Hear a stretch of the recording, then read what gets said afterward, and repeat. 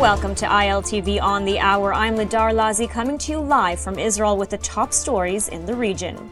Here are the latest headlines. The search has reportedly resumed for the body of IDF Sergeant Ran Gvili, the last remaining hostage in Gaza. The search for his remains were suspended over the past 2 weeks due to heavy winter weather. Gvili was killed during the October 7th attack and his body taken into Gaza. The search is focused on his last known location in the North Gaza neighborhood of Zaytun, which is divided between Hamas and Israeli control. Hamas terrorists are reportedly searching for Gvili in clear sight of IDF positions along the so-called Yellow Line border. Israel has insisted that Phase 2 of the Gaza peace deal cannot proceed until Gvili is returned home.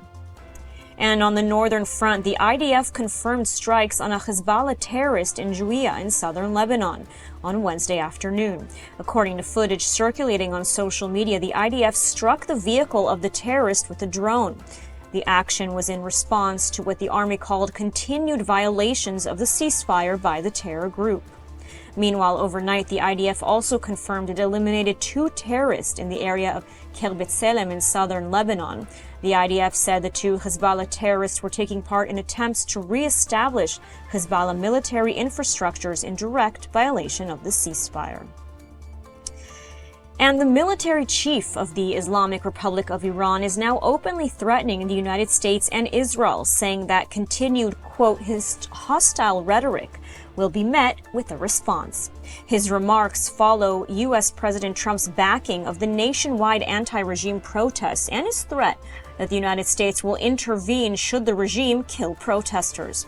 Meanwhile, demonstrators clashed with security forces inside the Grand Bazaar as protests in Iran have entered their 11th day, and reports emerge of a sharp rise in casualties, arrests, and an execution linked to Israel. According to the human rights activist news agency, at least 36 people have now been killed in connection with the demonstrations.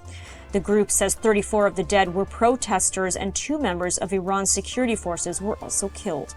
The protests have spread to 92 cities across 27 provinces, underscoring the scale of the unrest. Activists say at least 2,000 people have been arrested, nearly double the number reported just a day earlier. Meanwhile, Iranian authorities confirmed the execution of a man accused of spying for Israel. Iran's judiciary identified him as Ali al-Bistani, saying he was convicted of espionage for Israel's Mossad and executed after approval by the Supreme Court.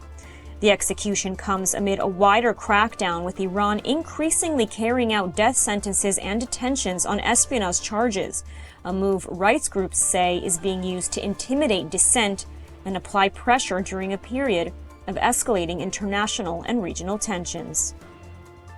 And some positive news. The United States Special Envoy to Syria, Tom Barrack, is calling the latest talks between Israel and Syria a breakthrough, signaling a potential shift in one of the region's most sensitive fronts.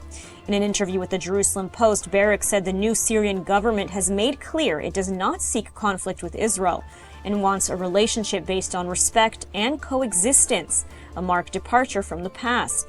The talks, mediated by the United States, included senior Israeli, Syrian, and American officials and resulted in an agreement to establish a joint intelligence sharing mechanism, a real-time coordination channel aimed at preventing escalation and misunderstandings. For the first time, the sides also agreed to open parallel talks on civilian issues, including energy, health, and agriculture, alongside security discussions. U.S. officials described the meeting as positive and constructive, while cautioning that many issues remain unresolved, but say a new diplomatic path may now be opening. And that's all the time we have for the latest update. Join us every hour on the hour here at ILTV for the latest news straight from Israel. I'm Lidar Lazi. Thanks for watching.